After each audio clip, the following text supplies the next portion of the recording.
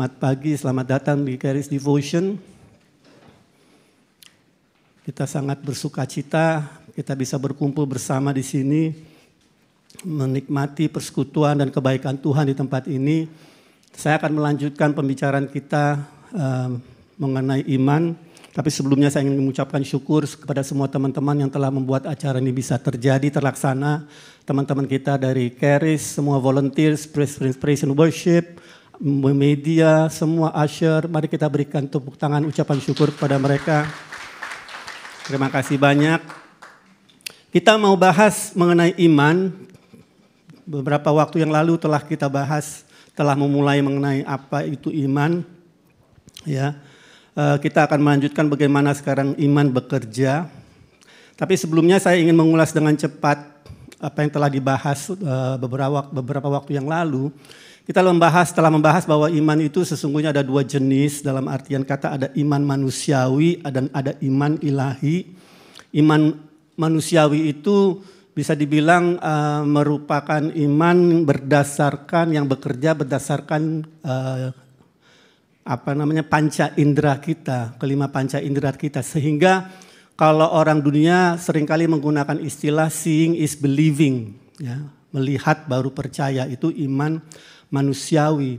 Tapi kalau iman ilahi itu supernatural, itu adalah sesuatu untuk kita dapat bisa melihat apa yang ada di alam roh. Ya.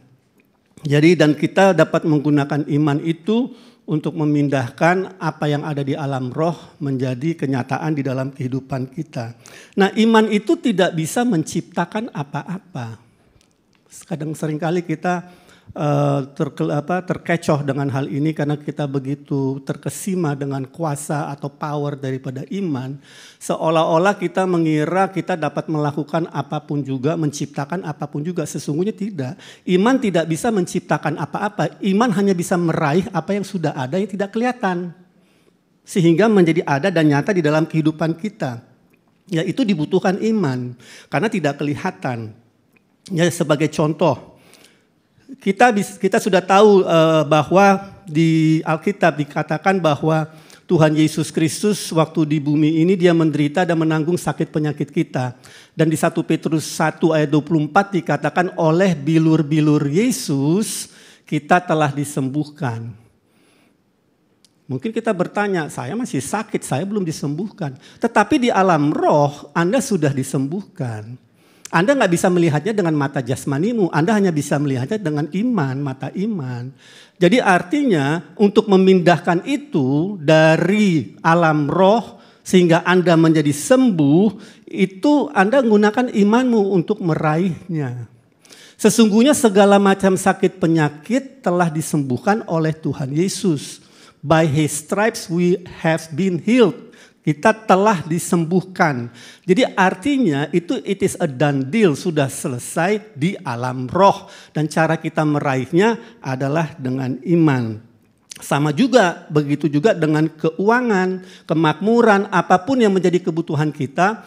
Karena Alkitab katakan ia yang kaya rela menjadi miskin di 2 Korintus 8 atau 9 agar oleh kemiskinannya kita dijadikan kaya. Bagaimana kita dijadikan kaya? Ya secara rohani di alam roh dia telah melakukannya agar kita kaya. Di alam nyata kita harus melakukan apa yang dia katakan lewat firman-Nya untuk membuat itu menjadi kenyataan. Yaitu bekerja, dia memberkati seluruh pekerjaan kita.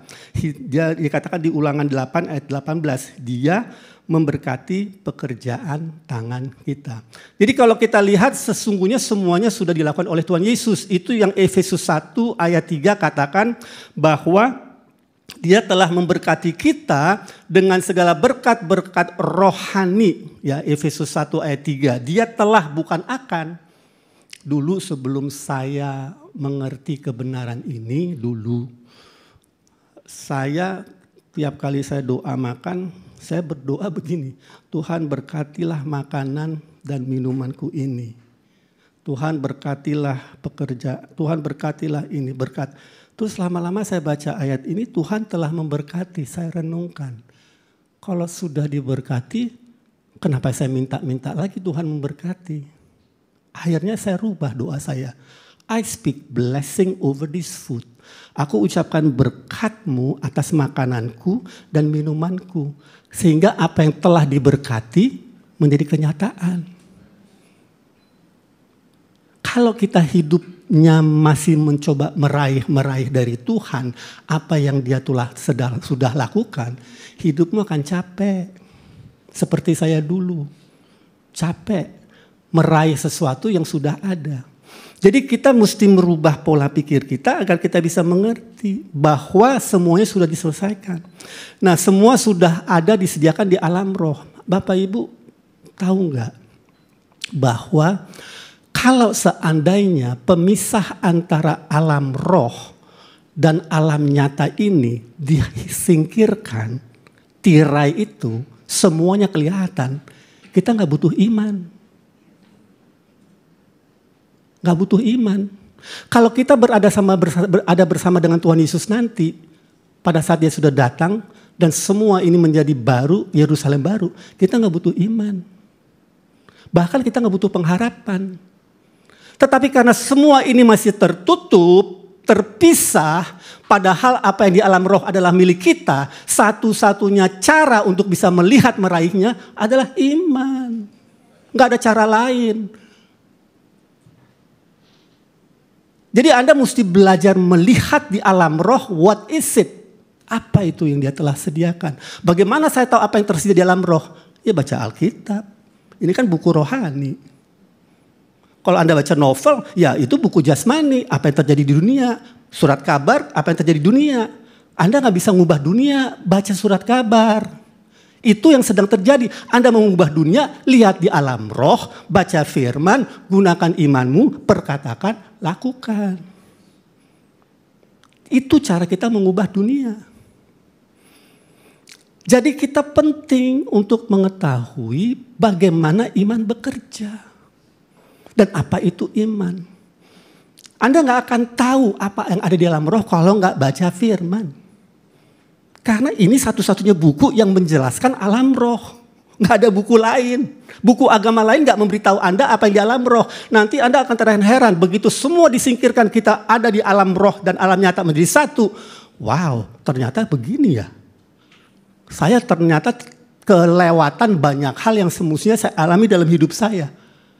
Wah, sangat menyedihkan. Sangat menyedihkan. Jangan sampai terjadi. Maka itu pemuritan itu penting. Penting untuk kita mengetahui kebenaran apa yang Tuhan telah sediakan. Karena semua ini udah dibayar dengan darah Kristus. Bukan darah domba-domba lagi. Darah pribadi Dia sendiri, Allah kita.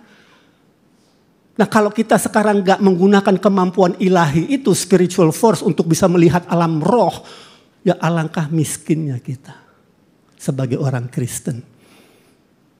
Sayang, padahal kita diciptakan untuk berkuasa di bumi ini. Sama seperti Adam dan Hawa. Ya, kalau kita baca di Mazmur 8. Nah, jadi kenapa saya merasa tergerak untuk mengajarkan ini? Karena memang di luar sana masih banyak pengajaran yang masih belum sesuai dengan apa yang firman katakan. Jadi kita menyalahgunakan, menerimanya salah, menggunakannya salah, seolah-olah ini menjadi gua berkuasa, maunya gua yang gua jalanin dengan iman. Enggak begitu cara kerja iman. Anda lihat di alam roh. Semua yang ada untukmu itu tersedia. Open up your spiritual eyes. Baca firman Tuhan. Baru secara perlahan-lahan kita ambil itu dan kita alami dalam kehidupan kita, dalam rumah tangga kita, dalam perusahaan kita, di dalam gereja kita, dalam ministry kita. Nah, perlu kita ketahui Bapak Ibu, bahwa tidak ada berbagai macam ukuran iman. Ini salah satu hal yang mungkin kita agak bingung. Karena kita kalau baca Alkitab, kita lihat itu orang imannya besar. Kata Tuhan Yesus, besarlah imanmu. Yang satu lagi imannya kecil. Yang satu lagi gak punya iman. Ini mana sih yang benar? Ukurannya kok berbeda-beda? Apakah iman bisa bertumbuh? Apakah ada ukuran iman yang berbeda-beda? Tapi kalau kita baca di Alkitab di Roma 12 ayat 3 dikatakan di situ, nah saya harus terjemahkan ulang ini dari bahasa Inggris ke bahasa Indonesia karena kesannya ini nanti ada beberapa ukuran iman. Tapi kalau kita baca di kitab Roma 12 ayat 3 dikatakan God has dealt, kalimat terakhirnya, Tuhan telah memberikan the measure of faith. Di situ bahasa TB-nya menurut ukuran iman, tetapi itu sebenarnya menurut satu ukuran iman. Iman itu nggak ada ukurannya, cuma ada satu, semua orang dapat yang sama. Setiap orang memiliki ukuran iman yang sama. Murid-murid Tuhan Yesus, Billy Graham, Kenneth Hagin, Andrew Wommack, Anda dan saya, iman ukurannya sama. Nggak berbeda-beda. Maka itu di 2 Petrus 1 ayat 1, Petrus berkata kita telah menerima iman yang mulia itu yang sama diberikan kepada kita semua. Itu kata-kata saya. Tapi itu sesungguhnya di 2 Petrus 1 itulah yang dikatakan. Agak sedikit berbeda di TB, tetapi di King James dikatakan we have obtained, kita telah menerima like precious faith with us. Iman yang mulia itu sama. Semua kita telah menerima ukuran iman yang sama. Kalau begitu, kenapa ada yang imannya besar? Kenapa ada imannya yang kecil? Kan begitu pertanyaannya. Kita baca di Alkitab. Kenapa pada waktu kita lihat di Alkitab, coba kita baca Petrus yang berjalan di atas air. Matius 14 ayat 25. Pada waktu Tuhan Yesus berkata kepada Petrus, waktu Petrus melihat Tuhan Yesus berjalan di atas air, saya singkatkan saja. Petrus berkata, Tuhan, apabila itu engkau suruh aku jalan kepadamu, menghampirimu. Oke, jalanlah, kata Tuhan Yesus. Petrus berjalan di atas air, tetapi di tengah jalan dia teralihkan perhatiannya kepada badai angin sehingga dia merasa takut dan dia tenggelam. Tuhan Yesus harus menolong dia. Lalu kata Tuhan Yesus, oh you, kalau nggak salah ayat terakhir, ayat 25 atau 31 kali. Oh you of little faith. Dalam bahasa Indonesianya, hai orang yang kurang percaya. Ya. Hai orang yang kurang percaya. Tapi bahasa Inggrisnya, oh you little faith, iman yang kecil. Kenapa dibilang iman kecil? Semua kalau ukurannya sama, kenapa sekarang Petrus dibilang imannya kecil? Karena iman itu ukurannya sama. Kita memanifestasikan iman itu dengan melakukannya sampai tujuan. Petrus nggak sampai tujuan. Dia nggak sampai berjalan di atas air, nggak sampai menghampiri Tuhan Yesus. Tengah jalan dia tenggelam. Yaitu iman yang kecil. Seandainya dia berjalan sampai ke Tuhan Yesus, itu imannya besar. Awalnya sih sama, tetapi cara kita mengeluarkannya itu menentukan apakah imanmu besar atau kecil. Sama seperti kalau kita diberikan semua 1 juta rupiah, yang satu pakai 200 ribu, yang satu pakai 800 ribu, yang satu pakai 1 juta, yang pakai 1 juta, sangat kaya. Yang 100 ribu, kurang kaya. Tapi semua diberikan 1 juta. Ukuran imannya sama Bapak Ibu. Tetapi orang yang menggunakannya, yang membuatnya berbeda. Bukan imannya, orangnya. Paham ya? Jadi kita penting bahwa ini sesungguhnya menyemangati kita. Bahwa kalau kita sekarang ingin melakukan sesuatu, kita berhenti di tengah jalan, ya iman kita kecil. Nah, jangan merasa tertuduh kalau sampai Anda melakukan sesuatu lalu Anda merasa dirimu terdakwa, tertuduh, terhukum.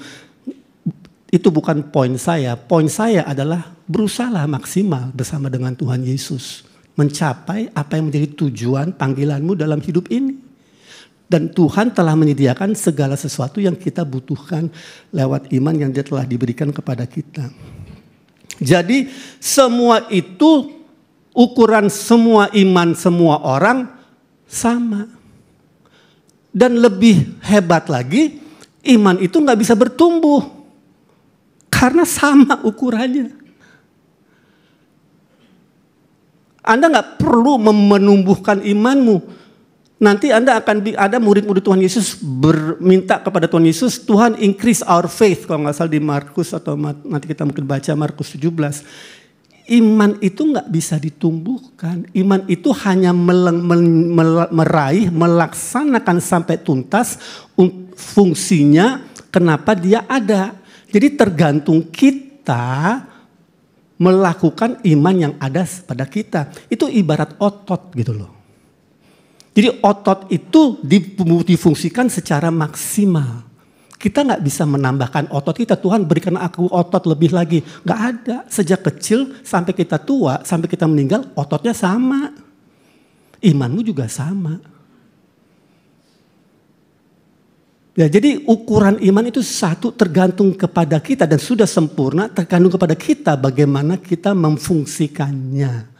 Nah, itulah yang kita pelajari dari firman Tuhan. Kalau kita sudah bisa memfungsikannya, it is a powerful spiritual force. Itu merupakan satu kekuatan rohani yang sangat luar biasa yang Tuhan siapkan bagi anak-anaknya. Jadi hanya ada satu ukuran iman.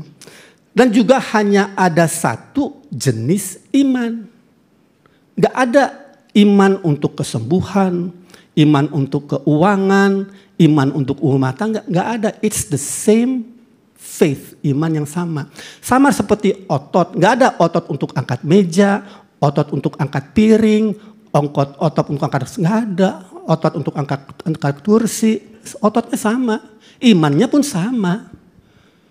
Dan nggak perlu bertumbuh, yang perlu bertumbuh pengenalan kita akan kebenaran dan melakukannya dengan sempurna. Itu.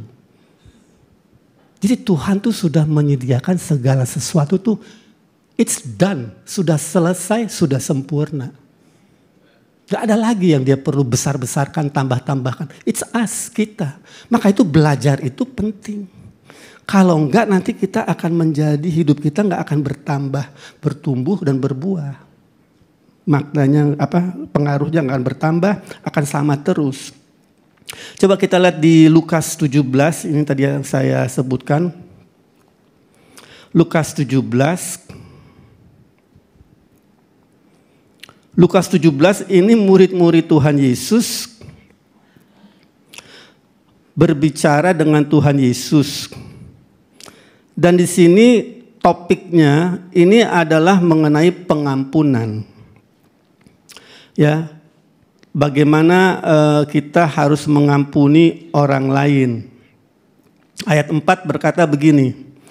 Bahkan jikalau Markus 17, bahkan jikalau ia berbuat dosa terhadap engkau 7 kali sehari dan 7 kali ia kembali kepadamu dan berkata, aku menyesal, engkau harus mengampuni dia. Jadi kita harus mengampuni orang itu. Lalu kata rasul-rasul itu kepada Tuhan Yesus, tambahkanlah iman kami. Ini lucu ya, bicara pengampunan, kita butuh iman lebih besar untuk mengampuni orang lain dibandingkan untuk kesembuhan atau keuangan atau apapun juga. Karena ini dari sini saya belajar bahwa pengampunan, mengampuni orang lain itu lebih besar upaya yang dibutuhkan dari sudut pandang iman. Jadi murid Tuhan Yesus berkata, tambahkanlah iman kami atau increase our faith. Tuhan Yesus nggak menjawab. Dia cuma menjawab begini. Seandainya kamu punya iman sebesar biji sesawi saja, kamu dapat berkata kepada pohon ara ini, terbantunlah engkau dan tertanamlah di dalam laut dan ia akan taat kepadamu. Artinya Anda nggak perlu menambahkan imanmu, pakai aja sampai tuntas. Nah, lalu dia katakan begini. Di ayat 17, di ayat 7 daripada Lukas 17. Siapa di antara kamu yang mempunyai seorang hamba yang membajak atau menggembalakan ternak baginya akan berkata kepada hamba itu setelah ia pulang dari ladang, mari segera makan. Nggak ada kan? Karena dia hamba disuruh kerja lagi. Bukankah sebaliknya ia akan berkata kepada hambamu itu atau servantmu itu, sediakanlah makanku, ikatlah pinggangmu dan layanilah aku sampai selesai aku makan dan minum. Dan sesudah itu engkau boleh makan dan minum. Adakah ia berterima kasih kepada hamba itu karena hamba itu telah melakukan apa yang ditugaskan kepadanya? Tuhan Yesus di sini bicara tentang iman, bahwa iman itu adalah layaknya seorang servant, hamba untuk menolong kita.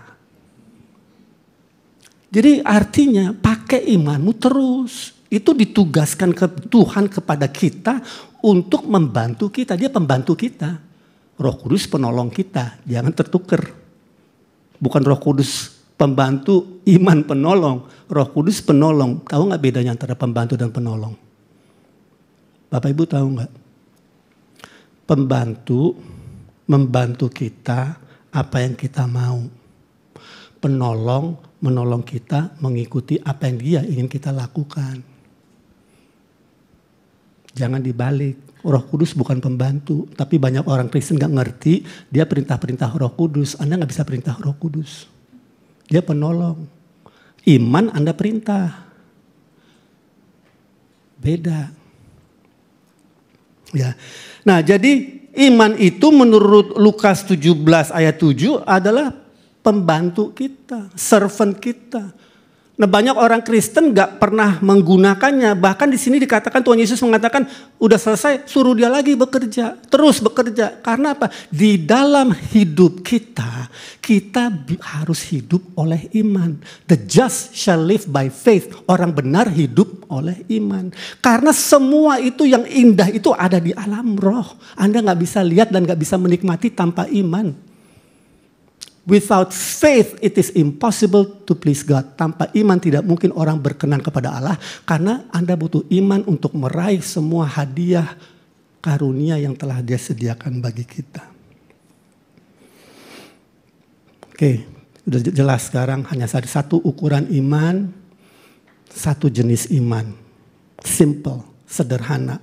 Nggak tergantung iman, sekarang semua tergantung kita. Semua punya yang sama. Semua diberikan ukuran iman, jenis iman yang sama. Apapun yang menjadi keinginan Tuhan untuk kita lakukan dalam hidup kita, apapun itu, Anda sudah punya iman. Kenapa? Karena begitu kita dilahirkan kembali, lahir baru, percaya kepada Yesus Kristus sebagai Tuhan dan Juru Selamat, iman itu sudah ada di dalam diri kita sebagai buah roh. Selalu ada. Kalau orang yang belum lahir baru, dia harus mendengar firman, baru imannya timbul. Kita gak perlu dengar firman, itu sudah ada, kita tinggal lakukan saja. Tetapi kalau iman kita gak dipakai begitu lamanya sehingga menjadi dorman itu artinya diem, pasif, lemah, gak bisa, artinya gak pernah dipakai. Ya Anda mungkin mesti memicunya seperti aki mobil.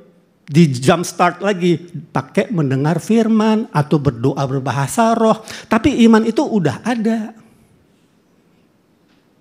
Anda gak perlu minta iman dari Tuhan, it is there. Tapi orang yang belum lahir baru, ya dia harus setiap kali dengar firman Tuhan karena gak ada di dalam dirinya. Faith comes by hearing the word of God. Iman timbul dari pendengaran akan firman Allah. Roma 10 ayat 17. Kita gak perlu lagi, tetapi kalau kita merasa lemah, ya kita bisa berbahasa roh atau mendengar firman untuk membangkitkan apa yang sudah ada di dalam. Itu bedanya. Ya. Nah, bagaimana iman bekerja? Ibrani 11 ayat 1. Ibrani 11 ayat 1 adalah berkata begini, iman adalah dasar dari segala sesuatu yang kita harapkan dan bukti dari segala sesuatu yang tidak kita lihat. Iman adalah dasar dari segala sesuatu yang kita harapkan. Kita harapkan harus ada sesuatu yang Anda harapkan. Kalau Anda nggak mengharapkan apa-apa, iman nggak bisa bekerja, nggak ada tujuannya untuk iman bekerja. Iman hanya bisa bekerja kalau ada sesuatu yang kita harapkan. Ya, ini penting. Tanpa pengharapan iman tidak bisa bekerja.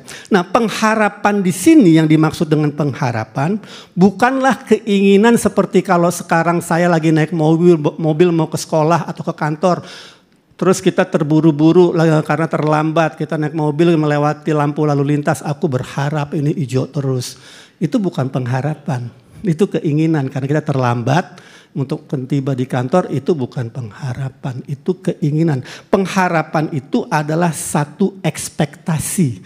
Jadi satu keyakinan ada di dalam diri kita. Jadi kalau sebagai contoh begini, ibaratnya kalau saya melukiskan cara kerja iman dan pengharapan seperti termostat dan mesin AC pendingin. Mesin pendingin AC. Kalau kita membuat AC kita bekerja menjadi dingin, kita pakai termostat. Kita naikin temperaturnya atau kita turunkan temperaturnya. Itu ibarat pengharapan. Kalau kita naikkan ke atas, dia akan bekerja. Kita turunkan, dia bekerjanya mungkin terbalik menjadi dingin, panas, dingin. Jadi termostat itu yang menentukan mesin bekerja.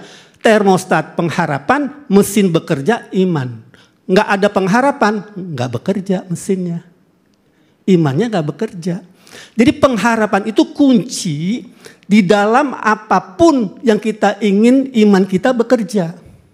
Maka itu kalau Anda baca di Alkitab pada waktu Anda baca pada saat Yesus bertemu dengan orang-orang yang butuh sesuatu dari dia. Seperti contohnya Bartimeus, waktu dia berjumpa dengan Tuhan Yesus, dia melihat Yesus datang, dia menghampiri Tuhan Yesus, memanggil-manggil namanya, Yesus anak Daud. Lalu Tuhan Yesus datang kepada Bartimeus, Tuhan Yesus bertanya, apa yang kamu ingin aku lakukan bagimu? Tuhan Yesus ingin tahu pengharapannya ada enggak? Waktu dia menjawab, aku ingin agar aku dapat melihat, itu pengharapannya. Wah, baru Tuhan Yesus bilang sesuai dengan imanmu, bekerjalah imanmu. Jadi pengharapan itu adalah kunci untuk iman bisa bekerja. Waktu saya dulu dengan Angeline di Colorado, kita pernah dilatih sebagai prayer minister di acara healing. Kita pernah berdiri di depan setelah selesai, umumnya acara selesai. Kita berdiri di depan, lalu sebagai pendoa, lalu datang orang-orang yang mau mendoakan ke depan untuk kita doakan. Jadi ada beberapa orang berdiri. Suatu saat datanglah seorang yang buta. Datang ditemenin oleh 2-3 wanita, ini pria laki-laki ini buta datang ke saya dan Angeline minta didoakan. Ya, kita tanya. Kita pertama melihat bahwa kita agak merasa terintimidasi juga nih, karena kita belum pernah mendoakan orang buta sampai bisa melihat. Jadi kita hati kita udah kecut duluan. Jadi waktu dia datang saya tanya, oke, mau didoakan apa? Itu kan satu standar SOP ya. Jadi yang kita perlu lakukan kalau kita mengajarkan murid-murid dalam mendoakan orang lain adalah tanya terlebih dahulu apa yang dia ingin didoakan. Jadi saya tanya sama dia, oke, mau didoakan apa? Udah jelas orangnya buta kan. Jadi saya pasti dia akan menjawab pengen didoakan matanya biar bisa melihat. Tapi dia nggak jawab begitu. Dia menjawabnya, saya punya masalah keuangan. Tolong doakan saya masalah keuangan. Saya kaget. Saya nggak nyangka. Ya akhirnya saya doakan dia masalah keuangan ya, selesai. Terus saya tanya, Bapak nggak mau didoakan matamu? Terus dia diam sebentar, ya oke doakanlah, dia bilang. Saya doakan, gimana bisa lihat nggak? Enggak. Doakan, bisa lihat nggak? Enggak. Sampai setengah jam, nggak sembuh-sembuh, nggak bisa melihat. Kenapa? Karena pengharapan dia nggak ada di situ. Pengharapan dia ada di keuangannya. Mungkin juga ada hal lain yang kenapa dia nggak mau lagi. Mungkin dia udah kecewa. Ya, karena itu ada pengaruhnya. Jadi nggak sembuh-sembuh. Nah ini yang kita perlu pahami bahwa kalau orang tidak punya pengharapan atau pengharapannya itu sudah sirna, sudah hilang, susah untuk bisa menyembuhkannya. Coba kita lihat dari Exodus, Keluaran 6. Ini Keluaran 6 ayat 5-8. Ini mengenai bangsa Israel yang begitu menderitanya waktu mereka disiksa ya di bawah bangsa Mesir. Bangsa Israel di Keluaran 6 ayat 5-8 itu dikatakan,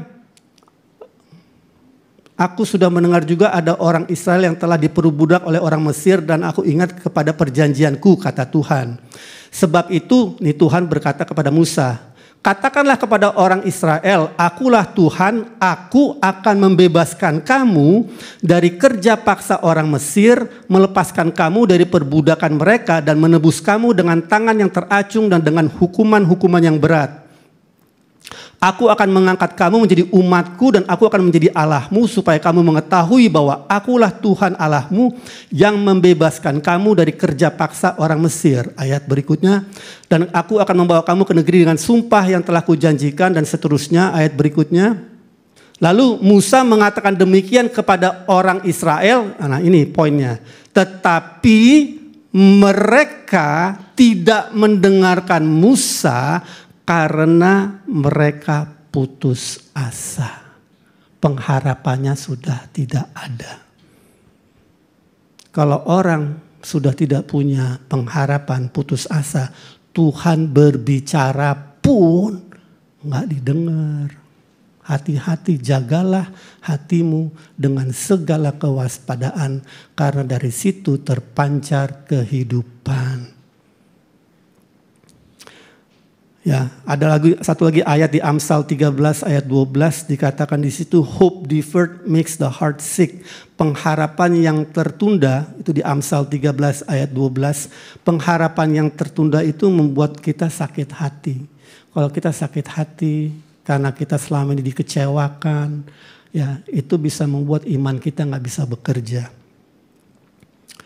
Maka itu kalau ada orang yang datang kepada saya, Bapak Ibu, yang saya sudah mengalami ini beberapa kali, minta didoakan karena mereka sakit kanker, sudah berat, stadium berapa gitu. Saya tanyakan kepada mereka, kamu masih mau sembuh nggak? Masih mau hidup nggak? Nah, itu bisa disalahartikan oleh orang-orang yang nggak tahu firman Tuhan. Kesannya itu saya kejam. Padahal saya sangat peduli. Karena saya ingin melihat pengharapan itu ada apa tidak. Karena it's okay kalau dia sudah tidak mau, nggak apa-apa. Tapi kita mesti melihat pengharapan itu masih ada nggak di dalam diri orang itu. Sama seperti Tuhan Yesus waktu di kolam Bethesda kepada orang yang lumpuh itu, dia tanya, kamu mau sembuh nggak? Dia harus tanya untuk melihat pengharapan itu ada sahabat tidak. Jadi iman itu bekerja kalau ada pengharapan. Tanpa pengharapan iman tidak bisa bekerja. Oke, saya harus cepat juga karena ini waktunya sudah hampir selesai. Bagaimana iman bekerja? Iman itu harus diperkatakan, harus disuarakan. 2 Korintus 4 ayat 13. Ya, 2 Korintus 4 ayat 13 berkata, kalau boleh ditayangkan, karena kami memiliki roh iman yang sama seperti ada tertulis, aku percaya sebab itu aku berkata-kata. Jadi kalau kita punya iman, kita perlu menghidupi iman itu dengan menyuarakannya, memperkatakannya. Kenapa? Karena hidup atau mati dikuasai oleh lidah. Siapa yang suka menggemakannya akan makan buahnya atau menikmatinya. Jadi artinya Anda sudah ada iman, Anda harus memperkatakan apa yang menjadi pengharapanmu, apa yang Anda inginkan, ya, dengan sangat ingin, ya. Jadi pengharapan itu adalah strong will, strong desire, expectation, ya. Anda menyuarakannya, itu memberikan kehidupan kepada imanmu, sama seperti wanita pendaharaan itu, dia berkata asal ku jamah saja, itu dia menyuarakan imannya.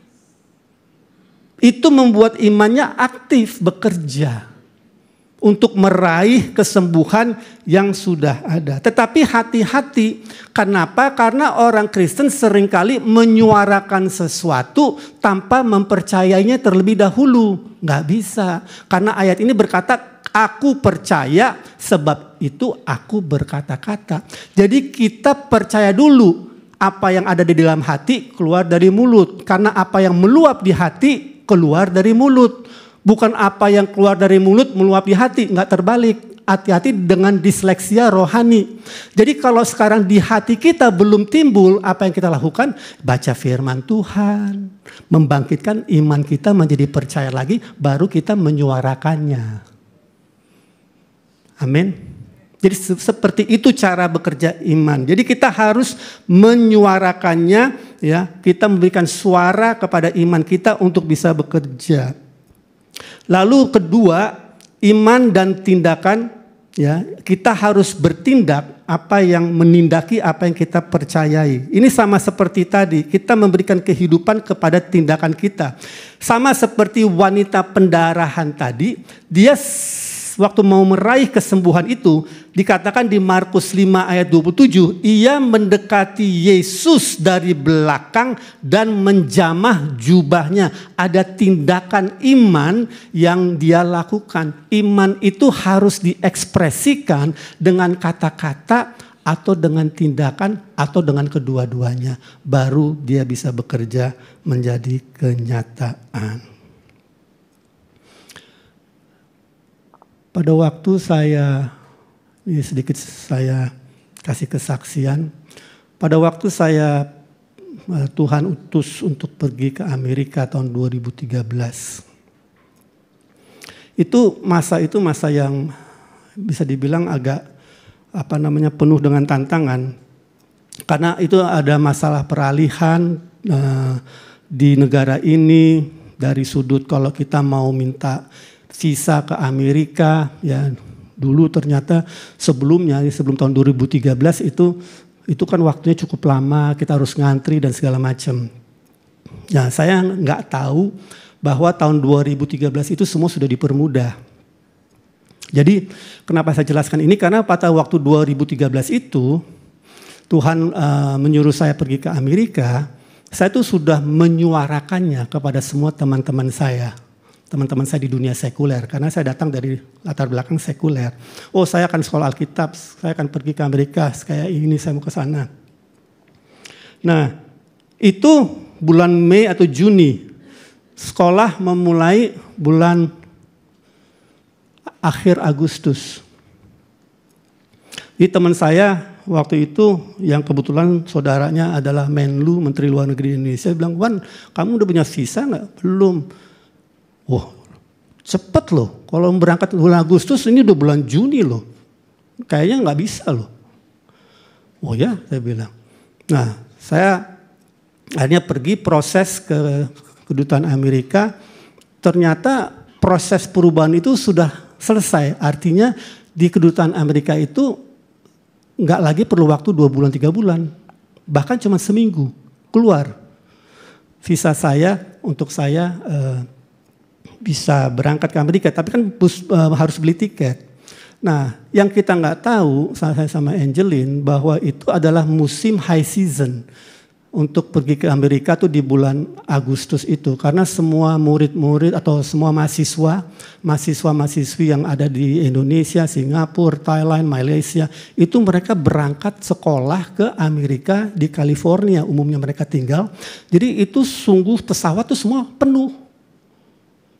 Padahal saya sudah ngomong kepada semua orang, saya sudah ngirim aplikasi dan segala macam. Wah, saya bilang bagaimana nih, kita masuk ke online untuk booking tiket.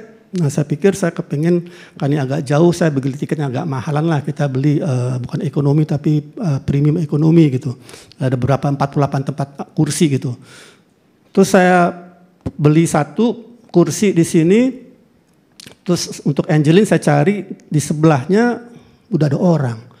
Saya cari, nggak ada lagi kursi yang seberangan, yang sebelah-sebelahan begitu. Lalu saya bilang sama Angeline, wah ini waktunya sudah mepet, ambil duit, kita ke travel agent, kita beli tiket di sana, kita ambil kursi yang sebelah-sebelahan. Kita pergi ke Pondok Indah, ke travel agent. Saya bilang, "Pak, saya udah booking, saya punya di sini, nih kursinya nih. Sebelahnya ada orang, tapi tolong carikan di tempat lain kalau bisa di premium ekonomi agar saya dan istri saya sebelah-sebelahan." Saya duduk, Angeline duduk di belakang sana, diem aja ngeliatin saya. Terus dia kotak-katik komputernya. "Oh nggak ada Pak, penuh. Semua penuh. Ada duduknya pisah-pisah." Logikanya kalau orang sudah berkata demikian, logikanya kita akan bilang, oke lah Pak, cari pesawat lain, cari apa lain. Tapi saya diem aja.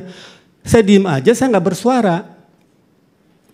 Nggak bersuara dalam arti kata saya nggak membatalkannya, saya diem. Dia kotak-katik gitu, ada kali sampai 5-10 menit gitu. Jadi saya kayak orang dungu juga kali ya, orang bodoh, diem aja begitu depan petugas tiket ini. Dia kotak-katik, tiba-tiba dia menteriak, "Pak, Ada Pak. Oh ya, persis di sebelah Bapak kursinya. Oh ya, saya bilang dalam hati, ya mungkin orang bilang itu kebetulan. Kalau saya bilang itu bukan kebetulan. Kenapa? Ya karena saya sudah menyuarakannya, saya cari di sebelah-sebelahan. Saya mau sebelah-sebelahan, nggak ada tempat sebelah lain. Ternyata di sebelah saya orang itu membatalkannya. Menurut saya itu iman. Iman karena saya tidak ngomong membatalkannya, Anda bisa membatalkan apa yang sedang terjadi di alam roh jika Anda menyuarakannya lalu Anda membatalkannya. Udah deh Pak, nggak usah deh Pak. Anda harus sampai tuntas menunggu apa yang Anda sudah perkatakan dari imanmu, Anda sudah melakukan tindakan action, Anda harus tunggu untuk melihat hasilnya. Karena di dalam tinggal tenang dan sabar kita akan melihat janji-janji Tuhan digenapi. Kesabaran itu penting di dalam kita menantikan iman bekerja sampai tuntas sehingga kita mendapatkan apa yang kita imanin. Cara iman bekerja itu seperti itu ya, kita terus belajar dari firman Tuhan mengenai iman. Ada banyak lagi nanti yang saya akan sampaikan di sesi-sesi berikutnya, tapi untuk sementara ini cukup sekian. Saya minta kita bangkit berdiri, saya akan tutup dalam doa.